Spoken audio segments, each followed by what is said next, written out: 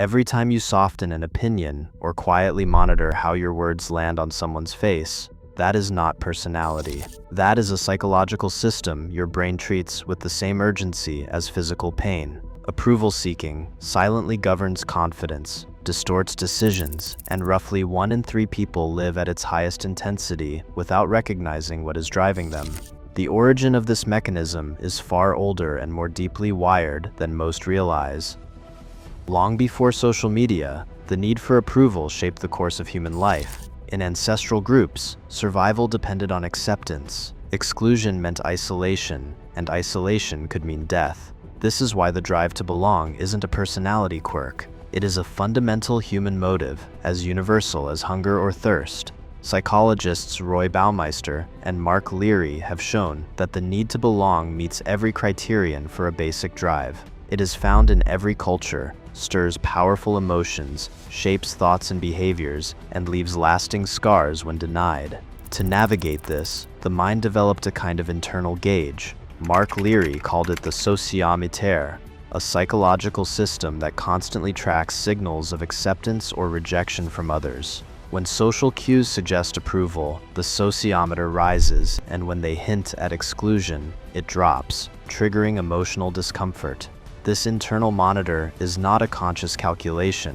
It operates in the background, quietly influencing decisions, confidence, and even self-worth. The sociometer's readings are swift and potent, steering everything from the urge to speak in a meeting to the impulse to check a phone for new messages. Its influence is so pervasive that it can shape life outcomes. Mental health, academic performance, and the quality of relationships all correlate with the strength of this belonging drive. In every interaction, the sociometer is running, measuring where we stand, and nudging us toward the safety of acceptance.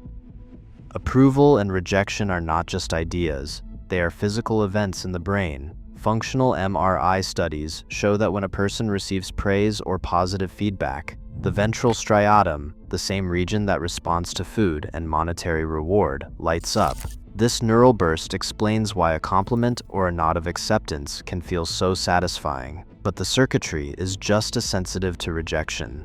When someone is left out, even in a simple virtual ball toss game like Cyberball, the anterior cingulate cortex activates. This area overlaps with the network that processes physical pain, which is why social exclusion can feel almost like a bruise you cannot see. The overlap is so strong that painkillers like acetaminophen have been shown to dull the sting of rejection in some experiments. These findings reveal that the mind's social gauge is wired into the body's deepest survival circuits. Approval is not just a preference, it is a signal that travels through the same channels as hunger, pleasure, and pain, shaping how people move through the world and how they interpret every glance, every word, or silence. The earliest lessons about approval are written in childhood, long before a child can name the feeling. Attachment theory, pioneered by John Bowlby and expanded by Mary Ainsworth, describes how infants tune their expectations to the emotional signals of their caregivers. When comfort and praise arrive consistently, children tend to develop a secure attachment, an inner sense that they are valued for who they are, not just what they do. But for many, approval is doled out conditionally, a smile for a good grade, a hug for obedience, silence or withdrawal when expectations aren't met. This pattern teaches the child that self-worth depends on meeting someone else's standards, creating a contingent self that rises and falls with external feedback. Longitudinal studies have traced these early dynamics into adulthood. Children who grow up with secure attachments are more likely to trust their own judgment and weather social setbacks with resilience. In contrast, those who experience inconsistent or conditional praise often carry a heightened sensitivity to approval and rejection. Their internal gauge, the sociometer, becomes volatile, swinging sharply in response to praise or criticism. Over time, this can set the stage for anxious relationships, perfectionism, or people-pleasing in the workplace and beyond. The roots of approval-seeking, then, are not distributed evenly. They are shaped by the subtle, daily reinforcements of early caregiving, quietly calibrating how each person responds to the pressures of belonging. Social life quietly runs on comparison. From early school years to crowded offices, people constantly measure themselves against others, sometimes without even realizing it. Leon Festinger's social comparison theory explains why, when the world feels uncertain, the mind looks sideways to gauge how well it's doing. This habit isn't just about envy or pride. Upward comparisons, like seeing a peer promoted, can spark ambition but also insecurity. Downward comparisons, such as noticing a colleague's mistake, might offer relief but rarely build lasting confidence. In both cases, self-worth is set against a moving benchmark. Groups don't just influence how people feel, they shape what they do. Solomon Asch's classic line judgment experiments found that most participants, when faced with a unanimous group, would abandon their own correct answer just to fit in. The urge to conform is so powerful that dissent drops sharply when inclusion is on the line. In workplaces, this dynamic can tip into groupthink, where the desire for approval silences honest feedback and risks better decisions. When peer yardsticks become the main reference point, the cost isn't only personal discomfort, it's a narrowing of what feels possible or safe to express. Every day, the pressure to match the majority quietly guides choices, from what to say in a meeting to how much of oneself to reveal. Digital platforms have transformed approval into a game of chance, engineered for maximum engagement. Unlike predictable rewards, social media likes and notifications arrive on a variable ratio schedule, the same pattern that keeps gamblers glued to slot machines. This unpredictability is key. Each scroll or post becomes a bet. Sometimes the payoff is a flurry of likes, sometimes nothing at all. The brain's reward circuitry, especially the ventral striatum, responds more intensely to these intermittent bursts than to steady, guaranteed feedback. Over time, this makes checking for validation nearly irresistible. Algorithms amplify the effect. Content that already attracts attention is boosted in feeds, creating a feedback loop where popular posts become more visible, and the approval chase intensifies. The system rewards not just what's shared, but what draws engagement, turning every user into both participant and audience. When Instagram tested hiding like counts, posting dropped by about 8%. The experiment revealed how deeply visible approval metrics drive behavior. When the external signal weakens, so does the urge to perform for it. The mechanics are subtle but powerful, quietly shaping how people present themselves and measure their worth online. Asha scrolls through her phone, waiting for a reply that never comes. After a tense conversation with her partner, she sends another message, then another, seeking reassurance that the relationship is still safe.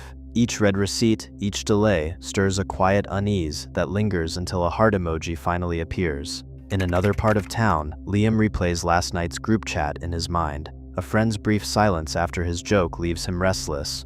The next morning, he drafts a long apology email, over-explaining, hoping to smooth over any hint of disapproval, even though no one asked for it. Ethan sits at his desk, eyes flicking between his Slack notifications and the clock. After a manager praised his work in a team channel, he volunteers for 2 extra projects, anxious not to lose that positive spotlight. The praise feels good, but the pressure to maintain it is exhausting. Meanwhile, Priya stares at her Instagram analytics. A recent post went viral, and the surge in likes brings a rush of excitement. She spends the next week chasing that high, posting more often, checking notifications late into the night, feeling her mood rise and fall with each new count. These moments are ordinary, almost invisible, but they reveal how approval-seeking quietly shapes the rhythm of daily life.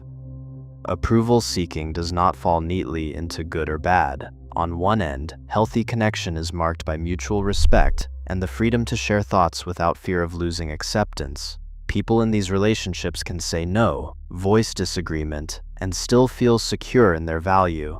On the other end, dependence takes hold when validation becomes a compulsion. When saying yes is automatic, self-worth rises and falls with each reaction or reply. The difference often lies in motivation, seeking approval to share joy or build trust, versus chasing it to quiet anxiety or fill a sense of emptiness. Observing whether interactions feel reciprocal or one-sided, and whether boundaries can be held without distress, offers a practical way to read where one stands on this spectrum.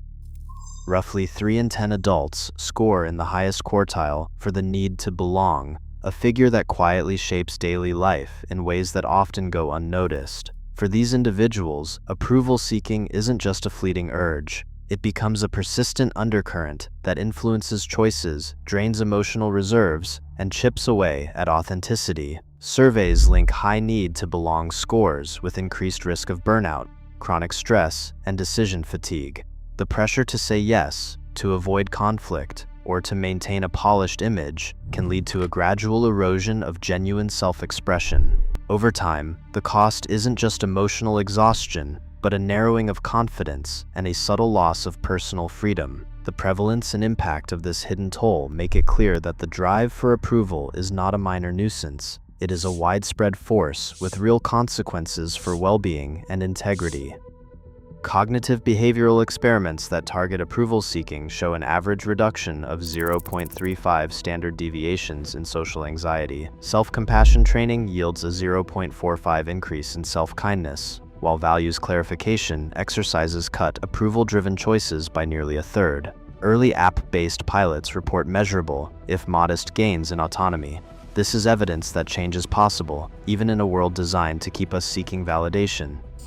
Every notification, comment, or glance still holds the power to shape our sense of self. As digital feedback loops intensify, the boundary between genuine connection and dependence blurs. The real question now, how much of who we are belongs to us, and how much to everyone else? Share your thoughts below.